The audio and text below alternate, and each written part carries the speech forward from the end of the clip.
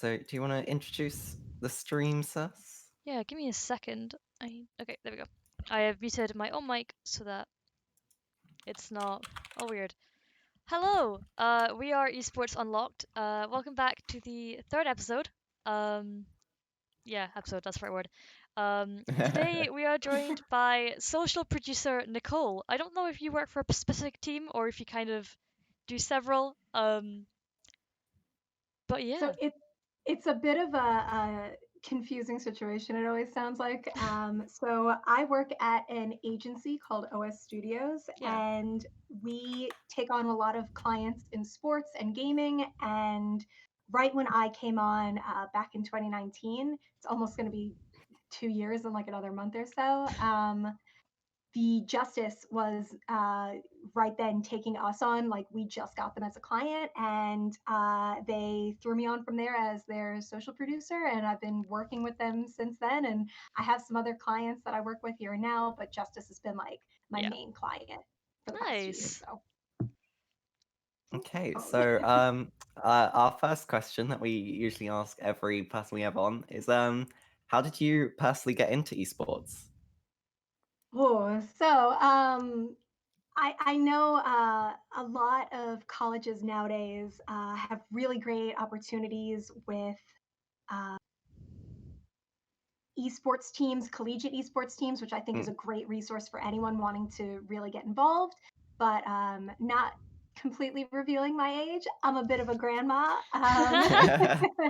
So when I was in college, sadly, at least my college that I went to, we had nothing like that set up.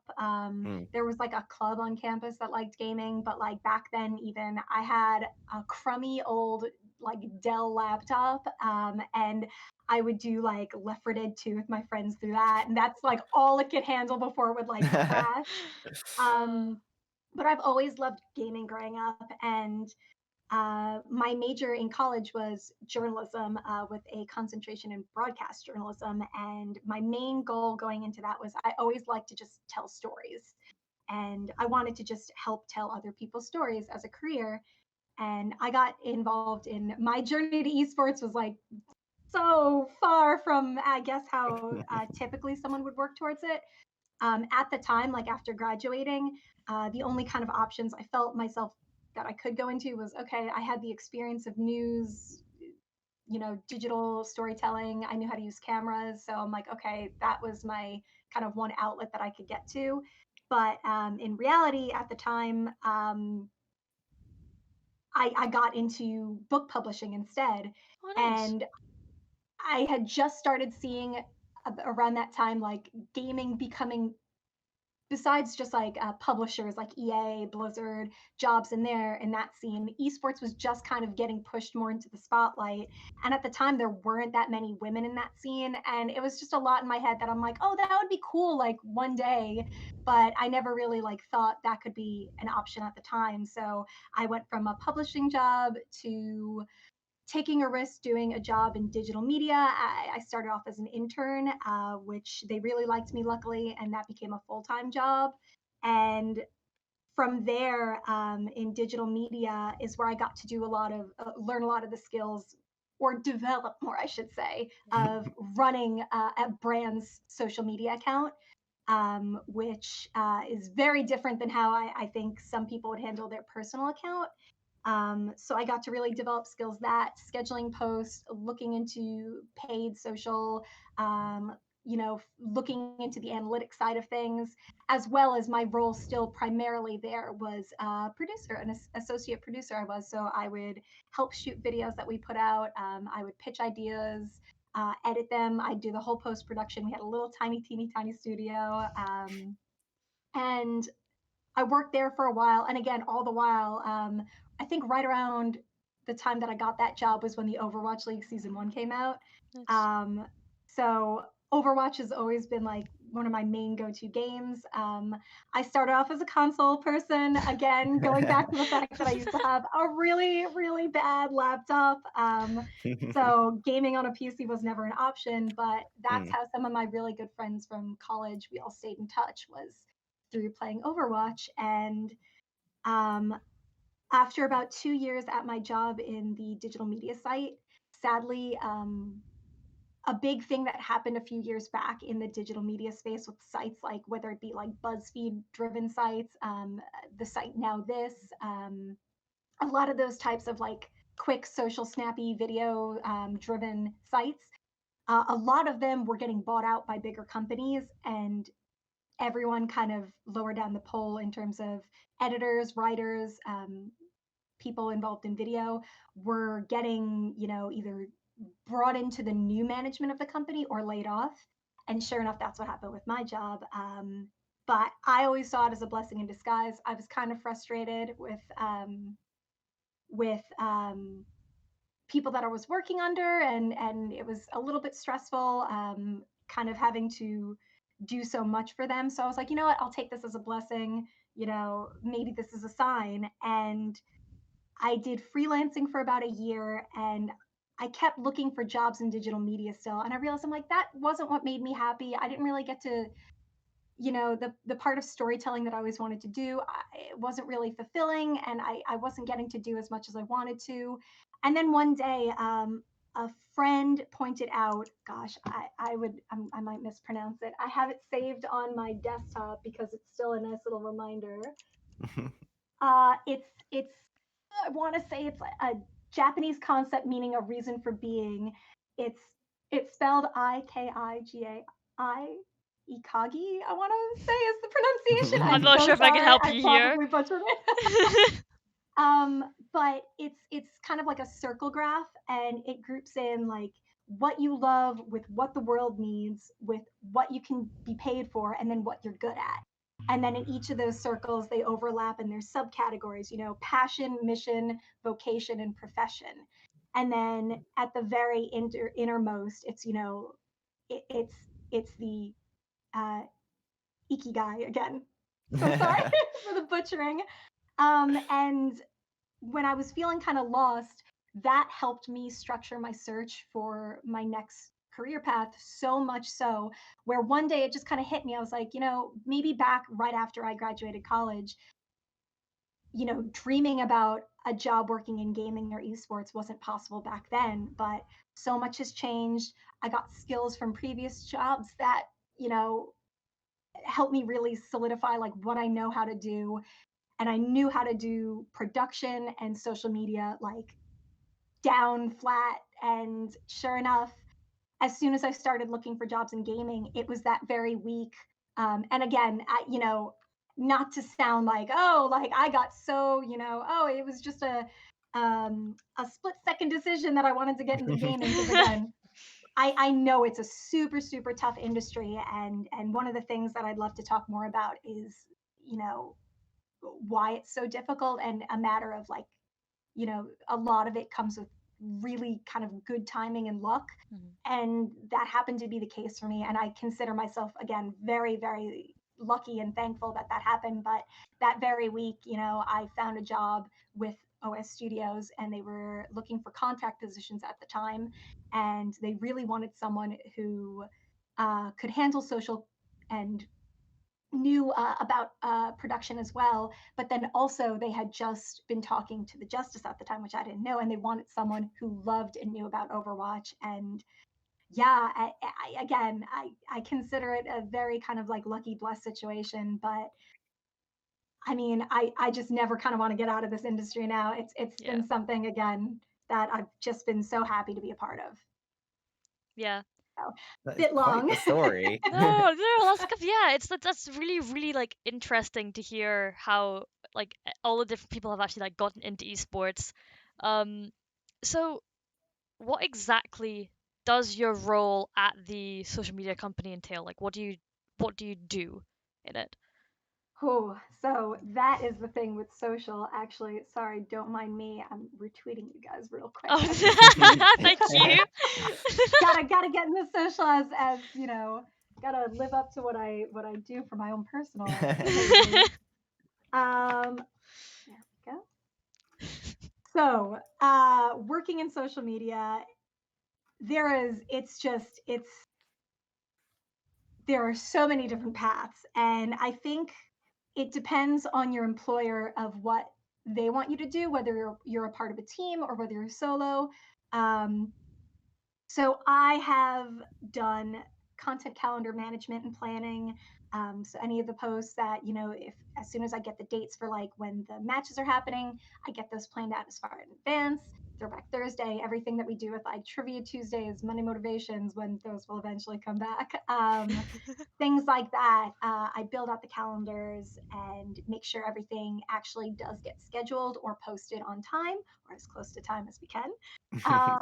And I also do match day coverage. So when the teams are actually playing during the season, I sit down here at my computer, get a cup of coffee, a snack, and then I just go to town on Twitter. And then the clipping, live coverage, that's all me going crazy. Nice. I also, since my title is social producer, I help now with someone on their team because the Justice, also bless them, they have had great like content folks on their team as well. It was Ian from 2019 up until just this past December that I worked with. So he would be the person with the team most of the time, getting photos. And sometimes I tell him like, hey, like, let's do a video about this. Can you shoot this for us? And then he'd get us the footage and we'd edit it, or very collaborative. So and now this year we have someone on the team named Jake who's great, and he is helping, like he's on the ground with the team down in DC. Also because I'm in New York. As a spoiler, if people are ever like, why are you never with the team? I am in New York, so for bigger events like when the team went to Australia, I got to go down with them for that.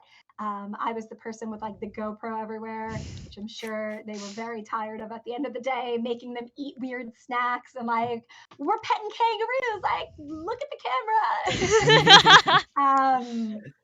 Very, very like show mom-esque vibes. But yeah, so from a production standpoint, if there's a video that we want to do or one that we think we have a good idea, now I work with Jake on their side to be like, hey, like, let's do like a top DPS moments leading up into the season. And let's have maybe do like a voiceover talking about each of our upcoming talent, and then he'll get that organized on his side. Anything like a shot list or a script, I am able to help with. Yeah, it's a lot. And then in terms of the less fun stuff for social, monthly reports of just checking in on our analytics. The Justice has set KPIs of what they want to see in terms of their social media, kind of like putting out. And I know some teams measure it by growth, specifically by like how many followers they're getting or engagement. Because a big following is great, but if you're not connecting with fans, then it's not really doing much for the brand and to reach out to the people who support you. So Yeah. measuring things like that, though, I help with the monthly report, track things if the algorithms sometimes like to change on the back end of the sites, which, boy, oh boy, I think everyone in social collectively just hates it because there is no like little like cheat sheet that like Mark Zuckerberg will send an email, be like, oh, by the way, now we're doing this. They give sometimes a basic idea of like, oh, we're reshifting timelines now to focus more on if you like someone's post in the past like 24 hours or some nonsense like that. But we can get those kind of like clues, and then it's a matter of, well, gameplay footage used to be really good on Twitter and now it's not. Yeah. So making sure to keep track of things like that is super important, and that's me to keep an eye on things. Yeah. I think that's all I do. I probably do more. Can't remember right now, but That's completely fair, to be honest. So, would you say that social media can sometimes fall into like kind of like a toxic trap of like you're doing more work than like should be done for one person? Like sometimes they can say like, oh, we need a social media manager, which in turn becomes like a graphic designer and like a filmer, editor, and just everything. right, it. This is where it gets tricky. Because I am someone who firmly believes it should not ever just be one person doing all of that. because that's the quickest way you burn someone out, and it's just not Mm. healthy or sustainable. And if you want someone to be at their best all the time, it's sometimes, you have to have a team with you. Like I'm lucky enough where I have at least now 2 people on the OS side who were brought on just as of this last July. Because I mean, when we were hitting playoffs and everything, we wanted to put out more, and we were Yeah. expected to. And back when it was just me and Ian being able to like get photos and videos, it just sadly it wasn't enough. So Mm. luckily we have more Yeah. people now. Like I said, the Justice just brought on Jake as well. And we just announced, I think the other day, we have an intern coming on as well to help with things like now building out TikTok and things like that. Because, Nice. yeah, that's the thing too. As time goes by and more platforms, spring up, you can't always put out the same content on every platform because it doesn't work. Yeah. And that's where having a team really, really helps because yeah, some people you can be like, hey, like, what you're doing with this one, great. Like, I want to task you with like this many videos a week, edit, schedule them, cool, and you just run that. And that really helps maximize things. But I understand from like an org's perspective why they sometimes will kind of pin it on one person. I think social media still, as a career, is taking some people in higher positions. I mean, even now in 2021, I think people still don't fully understand, what careers in social media can do. And I Mm. think they think, oh, you know how to do all this? Great, just do it. And I don't think they still fully understand some of those positions. So I can see why, like, if there's management coming up from someone who's, from an older generation, why they will kind of shoebox everything into one job. But something that I at least would like, if there's anything I can walk away from a career in esports like years down the line, I really want to help make that more understood to higher ups that, that's not the way. And even from a cost perspective, I don't think it's responsible. I think if sometimes, you don't have the money, then either you have to reset expectations on what you want out of social, or maybe it's like, okay, we do minimum video and then you just run social. Like I just don't think it's sustainable and good. And and it kind of hurts me to see some people, obviously not naming any orgs or anything like that, Yeah. but seeing people that I've become acquaintances with and hearing it's like, their lack of resources and having to do everything. It's great to have that kind of grind mentality, but not let it be taken advantage of or exploited. That's what I Mm. just want to make sure. Yeah. So hopefully going forward, like in the future, orgs and teams and, even bigger companies get better about Yeah. that. And yeah, anything that I can do to kind of hopefully bridge the gap between getting them to understand that it's not the best practice. I'd love to be able to help that for future people getting Yeah. into the industry. I had to ask, this is kind of a Mm. follow-up question to a point you made like just a bit before. Was there like a big expectation, like a big jump in expectation when just from your position when Justice went from being bottom tier team like the entire season to then suddenly being playoffs? Did that like come with extra pressure for you to like be releasing more content and stuff as more people were realizing Justice was a team and were following you, or was it just kind of the same?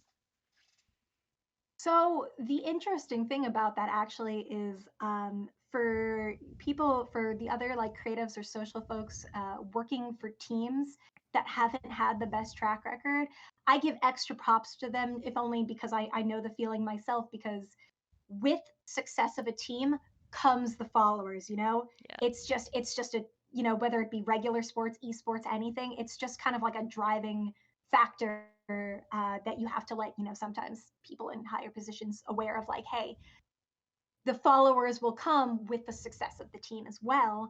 And for the other people working in teams that have had struggling seasons, I think if you can do, like, if you can make good content while the team is finding themselves and working to get wins, that is, I think, so valuable for any team to be able to do that. And that was a big thing that we worked on in 2019 and even the earlier half of 2020, was that we wanted to be super engaging, put out like good quality stuff that people enjoyed watching and people had fun with interacting, whether it be through live streams or our YouTube videos, or like I said, like little things like Trivia Tuesday, just like we wanted to be able to create that kind of flow where fans still felt, seen and able to interact with the team, even though it was a less than satisfying record. And so when we did get into the playoffs, it was just a matter of like, I always have all these ideas that I love to do. And even like with the team, they'll say like, hey, let's do this or let's do that. And now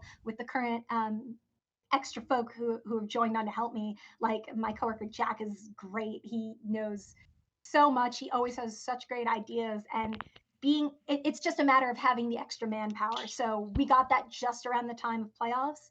And even though it was like, hey, the spotlight's on us, and obviously we wanted to make sure the owner saw like, hey, we're going to put the team out and maximize like as many people as can see while the team is doing well.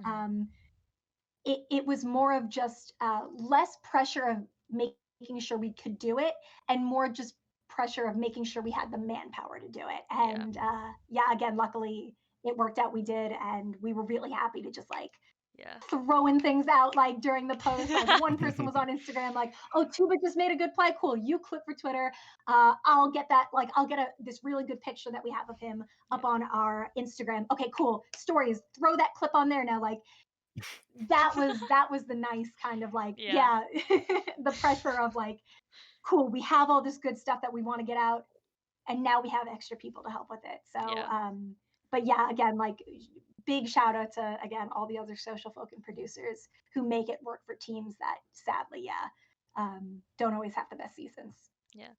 So now moving on to like quite a big question and quite topical, and we have to ask, how has COVID affected how you've been able to do your job? Like, has it? I imagine it hasn't been too bad in some ways because like you're still just doing stuff online, posting stuff, but in the other ways like you're lacking on content, I guess. But like, how has that like actually affected your job? It's, I mean, again, I'm so lucky and thankful that in a time where a lot of people have been facing either layoffs or really kind of undermining aspects to their current careers, I'm very lucky where in that sense, we haven't had to like have anything major like that go on. From our agency side, we were also, OS was the ones who produced the homestands last year, and we were supposed to, do that for the rest of the year. And when part of your company, when part of like the many things you do is like live productions, and there's now a virus that makes it completely impossible to do that, you kind of have to stop, regroup, think, okay, like what can we do now to still, with, the people that we have on board, what they're good at, what their expertise is, how can we still do that, just not in person? And sure enough, now OS has done a lot of, we've taken on a lot of clients who do live broadcasts for things. I don't know how much I'm allowed to say of some of the more recent ones, but I'm sure as Overwatch fans, you guys have seen some of the things we've done. So say that nicely. But in terms of the justice, even the one nice thing was I've always been based out of New York. So back when I was with the team in 2019, that was back when all the teams were in LA, and I got to fly out once for that. So and that was just around the Australia trip time. So I'm used to working with teams on or people in different time zones already, and then not having that face-to-face kind of meeting interaction. So that worked out well, at least in that aspect. And however, though, like you were saying, from a content perspective, it has been a little tricky. Again, we were lucky to get those 2 homestands in. In fact, the anniversary of the second homestand is tomorrow. That was a year ago, which is crazy. Oh my God. That to is me. horrific. I hate that fact. That is Yeah, so weird. time is a horrible illusion.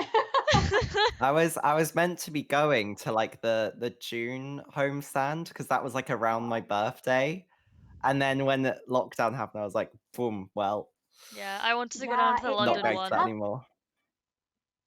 Oh my Mm. gosh, I'm so sorry, and hopefully that Oh, they, yeah, fingers crossed they can resume again one yeah, year.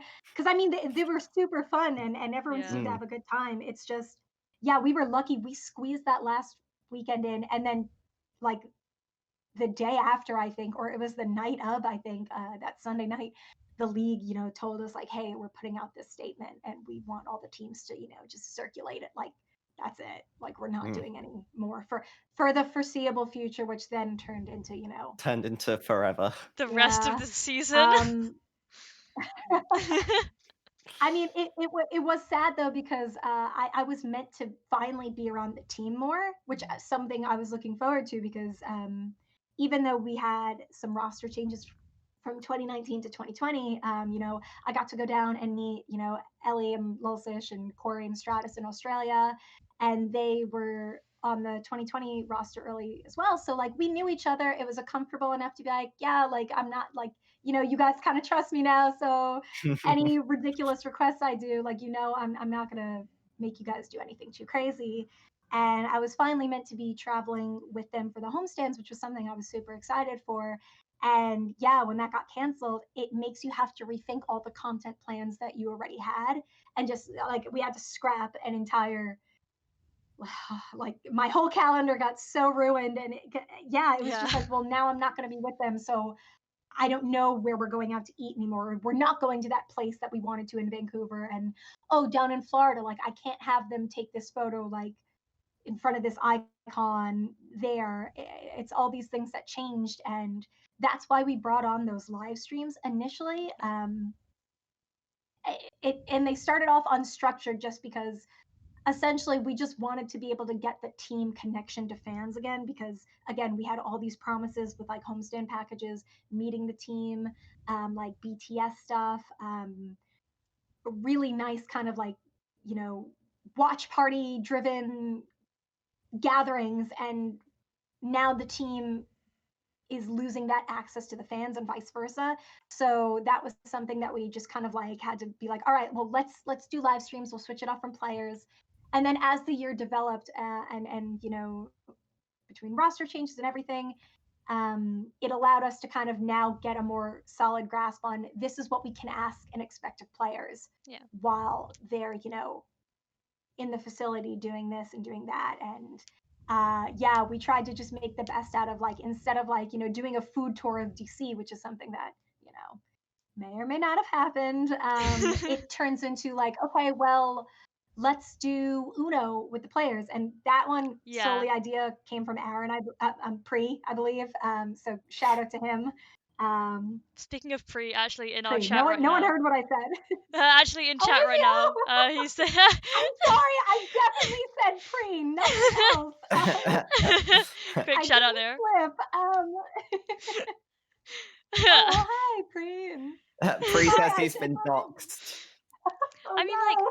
I guess, I guess, like, I know, I know that me and James can also like, like Justice have still been like producing content. Like me and James have hosted tournaments, and I've been helping out with game nights almost every week back when I was still there. So like, there's still like content coming from the Justice, which is like really really cool. Well, thank you guys. And again, yeah, it's we just want to make great content for the fans, things that make, the players feel like proud of or something that they can look back on and, like either laugh at again or make it enjoyable content that it's not a chore for them to do either. Yeah. And I think this year might be our best year for content yet. Fingers crossed without revealing anything. All But the yeah, I mean, yeah, just now having the players who were over in Korea come here today or to DC yesterday or Friday. yeah, I think it was Time is a Friday. concept. It's a weird concept. But now that we have them home at the facility and everything in the new facility, which we're also very excited for Yeah. eventually showing off. But all these things now are falling into place.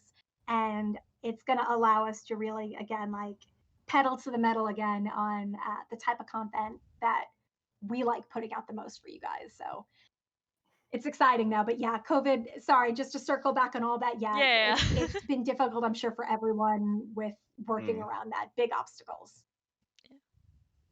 So our next question for you is how do you keep track of like social media trends and memes? So like of course social media changes quite a lot from day to day of like what's relevant. So how do you keep track of that?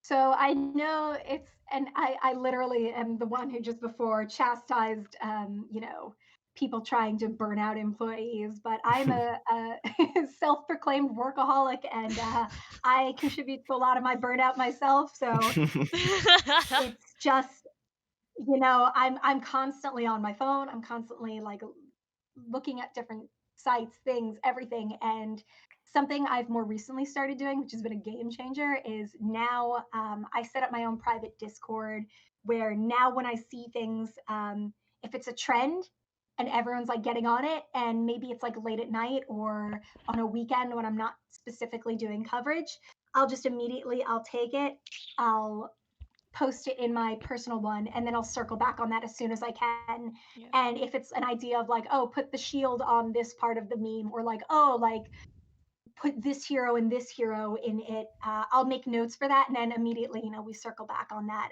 and that's helped a lot because yeah, it's so much is happening all the time on every different platform, Yeah. and yeah, it's just between that and also I've now started to get into I've tried adding myself more to not quite networking, but I guess kind of networking, kind of little groups of people running socials. There was one for last year. Oh, sorry, last year with a lot of the Overwatch League folks, but it kind of sadly died down around COVID times. And now there's one. Let me see if I can find it in my Discord. I'd love to give a shout out. It's called Geek Out, and it's not just for esports or gaming, it's for like people doing social media like all over and from all different assets, like social producers, social marketing people, people who do more of just solely like graphics and creatives for social. Like it's a whole bunch of people just in there, and it's a phenomenal resource. They have it down to like breaking news, social media company news, and I always try to now look at that a few times a week or even like on the daily, just to make sure if it's like, oh, someone caught this new restriction on Facebook of like, okay, now you can't use like even DMCA approved Yeah. music or whatever the case may be. They'll throw that in there, and it's like, oh, cool, that's good to know. And newsletters as well. I've now gotten into. Yeah, it's just being able to talk with other people in your industry. It's really great, and at least I know like with the Overwatch folks in the past, I think we're one of the best groups of people who have social media managers. Everyone's very friendly. I think everyone's pretty willing to either like collaborate or talk about things. Sadly, I never got to really meet any of them in person Yeah. again. But So COVID. sad. Ah. yeah. But at least now through kind of like online friendships and interactions, correction, the one I got to meet in person, shout out Danny from previously from the Atlanta Rain. Uh, Total homie, super helpful, super great human. Two thumbs up to him. But yeah, we're a pretty kind of nice group of people, and just being able to bounce ideas off of other people in social, I think that helps a lot. Mm. Yes. So you were saying earlier, like a lot earlier, back to the very start, about how much luck you feel like it takes to get into esports. So I tried to like tie this in with one of the other questions because you said you wanted to talk more about it. So one of the questions I had was, what do you believe? What is something you believe that could be improved within esports? Um, so do you think that it should be more? I don't want to say welcoming because I know it's already like I know it can be tough, but like, do you think it should be more like easier for new people to get involved? Um, I would like to see that. I think with my case particularly, I know a lot of other people at orgs. I can't speak for everyone. I don't know everyone's, age or how they got Yeah. involved, but from what I have seen or heard people talk about, a lot of people have kind of gotten in like fresh out of college or a few years after college. And again, not to completely out myself of how much of a grandma I am in this industry. Like I told Pri the other day, I'm like, I'm practically like boomer level now in like both esports and like the gaming scene. Yeah. But something that, at least from my perspective, I think two major ways that people have been getting involved, again, it's either from college programs now or people around my age who have gotten careers, again, like in outside industries, but have done a lot of that specific profession. And then it all again depends on higher ups and who's hiring, whether it be again like the owner of a team or like upper VPs or whoever. But I've seen a lot of one or the other, hit or miss, where they'll either get people who are young, may not have like the most experience in what they do, but they know about the game, which can be great, but there's some pitfalls. And then people who have been in other careers, but then, maybe it's someone who was working in broadcasting for like 10 years, but maybe they don't know that much about gaming, I've seen. And I really think there needs to be kind of a happy medium of both. Um, I mean, it's for anyone because I've had people DM me being like, "Hey, like I've gotten involved with T2, like I've done collegiate level stuff. I'm still having a hard time." And I mean, I wish there was something I could immediately do to be like, "Hey, well, make sure you're doing this or that and this and that." And most people are doing the most they can do to get their name out there. Of again, like whether it be smaller orgs or picking up like an on the side like freelance gig with something. But yeah, it's hard to say because it all depends on the owners currently, and they are at like a split within themselves of what they want to see in their companies when they're building out. I mean, in my case, I did get in from like luckily I loved the scene as well, but my employers liked the fact that I had this experience already running a brand's social media, and they liked the production work that I've done. Yeah. And it was kind of like, oh great, like the cherry on top being that you actually do know this community and you follow it and you know the people who are playing and you really love the game and you play it like every day. But yeah, it's sad because so many people who want to get involved already love it, which is I think one big part of the kind of people who need to work in this industry. It's just up to owners and higher ups as to what their expectations are or what they're prioritizing, whether it be, well, we'd rather just someone who can like shoot like amazing footage and they know all aspects of production like that, and like we'll teach them the game along the line. And not knocking either side, it's just I know it can create kind of like a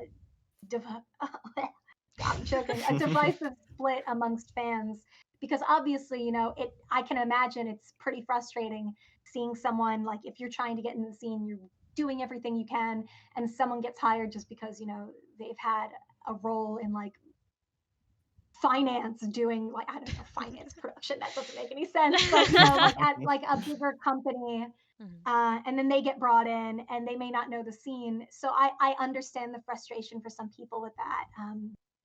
But just know, like, anyone who's really, I mean, like, again, like what I'd like to say, at least with my message, is just it's never too late to get into the industry. It's really not.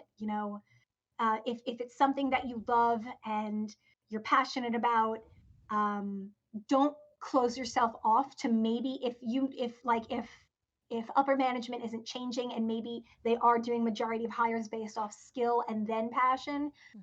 Don't be afraid to, like, if you're looking to get into social media, like doing social media for like a banking company first or whatever it may be, working the way there. I know it's a lot of, well, I see this person who's my age and they're in it already, why can't I? And believe me, I know it's frustrating, but like some people come in different places of different levels of privilege. Even when I was freelance, I was lucky enough. Like I had gotten laid off, but I had saved up enough money where I was just able to provide for myself while looking for my next step. And while I nearly emptied my bank account doing so, I recognize that that's a privilege that maybe not everyone has, saved up like Yeah. a year's worth of income to get themselves by. So like, you know, and I think it's important for people who are in these positions that people like covet wanting to get to. I think it's important for people to talk about like, their own personal journey and give what's the word, transparency, a level of transparency. Like obviously don't out yourself of your income and every little thing. Like if don't completely out yourself, but I think it helps with people who have these big expectations of thinking maybe like, okay, well, if we're doing the same thing, I should be able to at this point, because everyone's kind of got a different background, a different story, and their employers all vary as well. And again, I'm so sorry because I know this is a very like, well, it depends on A and B, and there's so many Yeah. different factors, but that's why part of the reason why it's such a difficult industry to get into. But again, like take it from me, literally been out of college for many years, and you know, just just at the end of the day, make sure you're doing what makes you happy and don't lose sight of things that you're passionate about. And even if you can't get into the industry yourself, but you're happy maybe with another job that you're doing, grow that passion as like like your own side project. Like you may not be part of an org, but maybe you make a really great informative YouTube series, you start a podcast, like, you know, put that passion and creativity to something else. Don't just limit yourself of like, well, if I'm not working for this big company, or if I can't get in past like T2, because there's so many amazing people out there. And I hope one day there's enough opportunities that, everyone can get in, and it's a little bit of an easier industry to be a part of. Yeah. Hmm. Podcast That's my sounds hope. like a good idea. We should do one of those Yeah, that episodes. sounds great. That sounds like a great idea, James. Yeah. Grant coming in with hashtag Boomer Nicole in chat. Okay, all right, Grant, don't make me out your age. Uh, so now on a more positive note, what's something you're excited for coming in esports? Ooh, in general, in any esports Yeah, or just like, like in Yeah. it, yeah, in general, mm, in like the scene. um, this might fall a little bit more to again like sad but positive is Bittersweet. I think a lot, yeah, bittersweet. I think a lot of uh different orgs and even like different like now there's like CS:GO, Valorant, Hearthstone, Rocket League, so many different like pro esports leagues now. Um, I've been seeing a little bit more, or at least it looks like they're making the efforts for inclusivity and diversity amongst the Mm, people who are getting involved, and that's exciting for me. I mean, with especially International Women's Day being tomorrow, um, it's still, from what I've seen from the inside, a pretty male dominant industry. Yeah. And I'm really excited. Like, I think it's, I always mix up which color it is, but C9 White, it is white. White is the all women's team. yeah. And now Valorant just announced also they're having, Mm. yeah, it's the new, not I've seen tournament. that. It's not all women, it's all like all underrepresented genders tournament. Right. Yeah. Which I love to see. Yeah, things like that. The recent thing with Aspen, what happened, how she hit, rank Like one, rank and one, yeah. yeah, there was a lot of gross Oh, misogyny yeah, flying I around, remember that. Mm. I read stuff about that and I was just like, what on earth? Like a woman can be good at but it's esports. exactly. And the thing that makes me feel kind of better about it is that sadly, we're not at the point where sexism and, homophobia and racism and everything can get solved in this space just like that. But the fact that more people are calling out the people who are Yeah. like, why do you think this is weird? Why are you attacking her for this? Like, what's the issue here? The fact that it seems like more people are open to becoming allies to those that are underrepresented. And yeah, I have hope that it will get better as we go on. Things clearly still aren't perfect now, but that for me is something that's very exciting in esports because, you know, I don't think there's any place for any of that sexism, homophobia, racism, and the fact that more people are calling it out and trying to normalize even calling it out and not seeming like, oh, simp, white knight, like things like that, you know. I have The more I think that, yeah. no, sorry. I was gonna say I have getting down a many. whole I road. have many issues with the word simp, but we can not get into the podcast. We can not get into that right now. Oh shoot! Actually, I don't know if I'm technically. No, you're not allowed to type it in chat as an insult. Okay, I don't want to. Just in No, case. I think we're Otherwise, the fine. S word. I think we're fine. I think we're fine. The S word. But yeah, just the fact that people are more open to calling it out and addressing it, I think that's a big step in the right direction. And yeah, you know, it's really exciting to me to now see more of these underrepresented folk coming in to the space because there's room for everyone here. Yeah. So we have one final question before, if anyone in chat has any questions, we can ask that afterwards. But we have one final question for us. Is there anyone, when you were getting into esports, was there any one or maybe anything that you particularly looked up to and made you want to like almost do better or like, inspired you to further your career in esports? It's a really good question. I mean, right off the bat, I mean, definitely there were women already in the space that I did look up to, you know, being able to see them get through. We had Emily, Mika, and Zoe all from the Overwatch aspect of seeing like women actually in there reporting on the desk. You know, that's super great. And even when Lynn was part of the team last year, like I told her, I'm like, you know, seeing someone, you know, she had done social media as well for Team USA before that, you know, so it was nice, you know, just seeing again like that representation. And I, you know, part of the reason why I'm so excited for more of it is because if it mattered to me, that means it's surely other people feel the same way.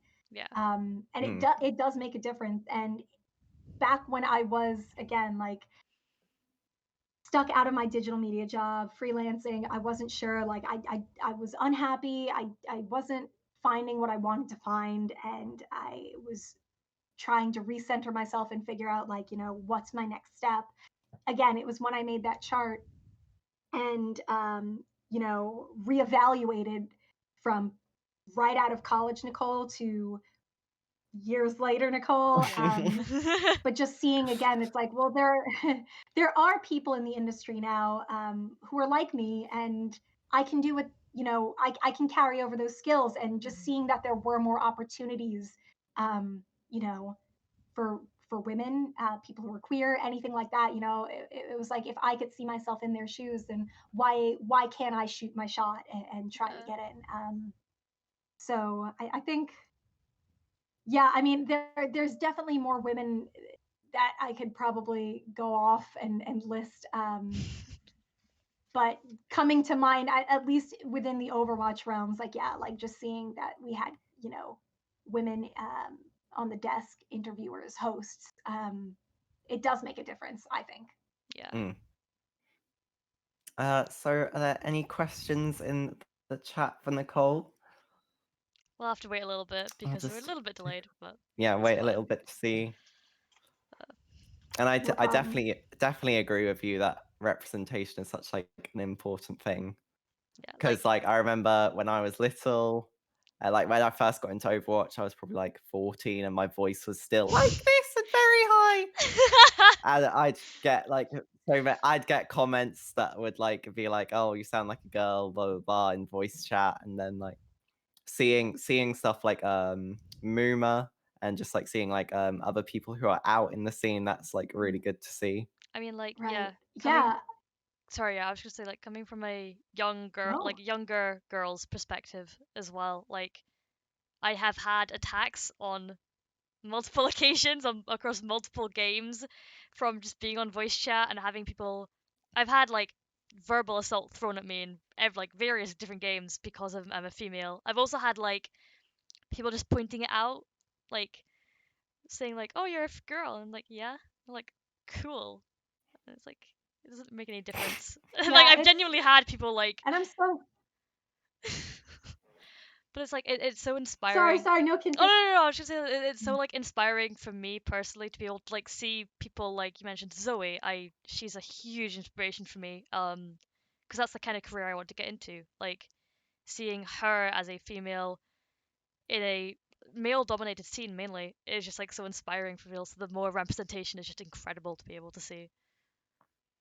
Yeah, I mean, definitely. I'm so sorry that you've experienced that as well. I mean, it is sad. I think I've had this conversation. If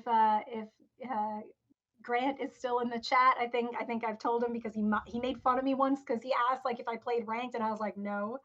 And the reason because the one time I got on ranked and it wasn't when my like crew of people that I Yeah. usually played with was on. Um, Immediately I got on voice.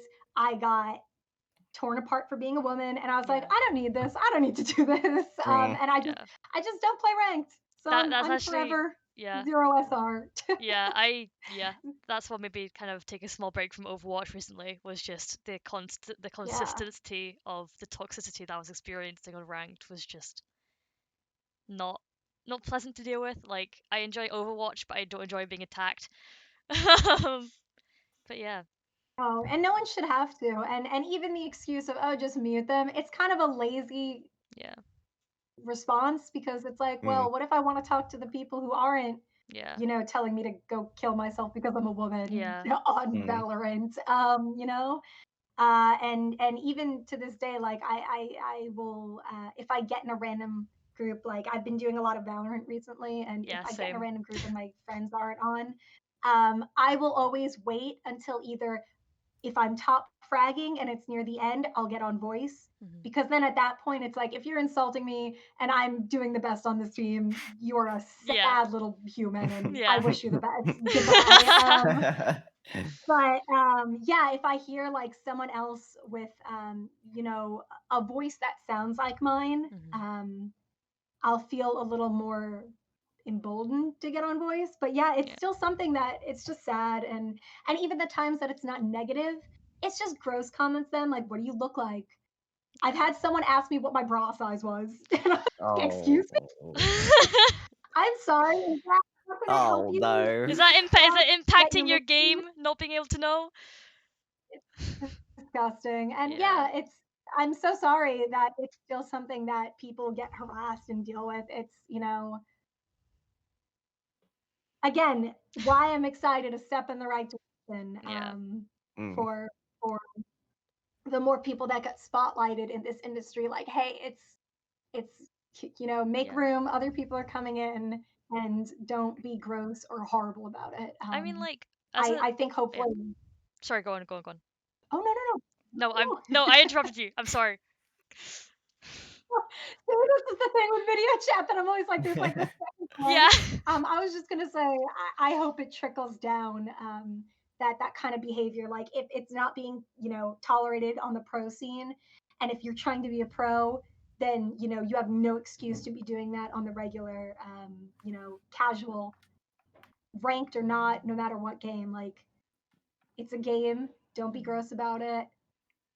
And yeah, people will call you out now. Yeah.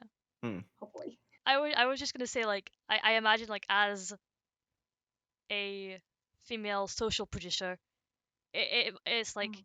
you have like so much ability to be able to like say we do not support this, and of course like you don't. But I just think it's like I feel like sometimes people may not appreciate like how hard it can be just like day to day, like especially to being a woman in this industry. Like a lot of the time it's so hard to get into the Mm. industry at all, but especially if you're in the one of the like minorities in it, it's just like so hard. But as a female, you're in such a good like good position to be able to encourage others, and I just think that's really really cool, like a really cool thing. Well, thank you. I mean, I'm honestly like I don't think I need to like have a huge platform one day, Yeah. but I mean, if it's enough where someone else sees like, hey, you're doing what I want to do, and if that makes a difference to them, that's enough for me. Like, I Yeah. mean, if that helps someone, then it means the world. And you know something like you were saying with a message, and something that we've been doing with the justice for sure is things that we, the people behind, or over at the Justice as an org, that they find important causes, things to bring awareness to, anything like that. Um, Especially more recently in the past year, Mm-hmm. it's been decided, like, if we all as an org agree on this, let's talk about it. Even if it has nothing to do with gaming or Overwatch. Yeah. Um, yeah, it's like, if this is something that we stand by and stand for. Recently the post came up, and props to, again, our Jake, amazing, he was super on it when people were bringing attention to the racism against, like, people in the Asian community because of the virus. That was him that jumped on that and got something up on social from the justice's perspective. And I think that's something that more teams have started to do as well. I mean, I've definitely seen some other Overwatch teams, like, huge props. I know, like, Florida's done it, Boston's done it, like a lot, many, and I'm not to just name like one or two, but again, it all comes down to the org and ultimately their decisions. But I think that it does make a difference to people. And I had a good conversation about this from the 2019 grand finals in the hotel after everything had gone down. Gordon Bellamy. I would highly recommend people follow him. He's a wonderful, very insanely, like, knowledgeable, well educated, like, and I mean well educated, like, he's very smart, like. Yeah. I'm forgetting what exactly, like, I think if he has like a doctorate, or God, here I am, I'm speaking on someone's behalf and I'm like, what did they do again? But he's championed for people, at least in the LGBTQ community, in gaming. And he's a brilliant person, and we had a really good conversation about using a brand's social platform to talk about things that, whether it be something that you care about yourself, again, as long as it's within what the brand agrees with, because Mm-hmm. obviously it's a separation. It's not just like, you can put your personality into a brand account, but for some things you want to just make sure and double check if it's okay Yeah. to post about. But yeah, I think that's, again, something that I would love to see more teams doing. Not being afraid to shy away from, if it's Trans Day of Remembrance, Mm-hmm. because for however many gross comments that may show up on the post, you get like a ton of DMs from people saying, how much it means to them and how important it is to see, even if we're not their favorite org or their favorite team, just being like, well, I love esports, and I love the Overwatch League, and I saw your post, and it meant a lot that a team is talking about this. Yeah. I'd love to see more teams definitely Yeah. using their platform for that. Yeah. So I don't think we have any questions from the chat right now. And yeah, I thank you like so That's all right. much. No, like, yeah, like, thank you so much for coming on and like talking about everything, because like these are some like really, I feel like, really important topics, not just in esports but like in everything. And it's just been really nice to get your perspective on everything. Um, However, I do think that Oh, is, well, thank you so much. yeah. I do think that's all we have time for Oh, this week. No, no, no, no. But like, if you have anything else you want to say before we leave. um, well, again, thank you for having me on. This was nice. I mean, It's again, been lovely having you. Yeah, thank you oh, so much thank for coming. you.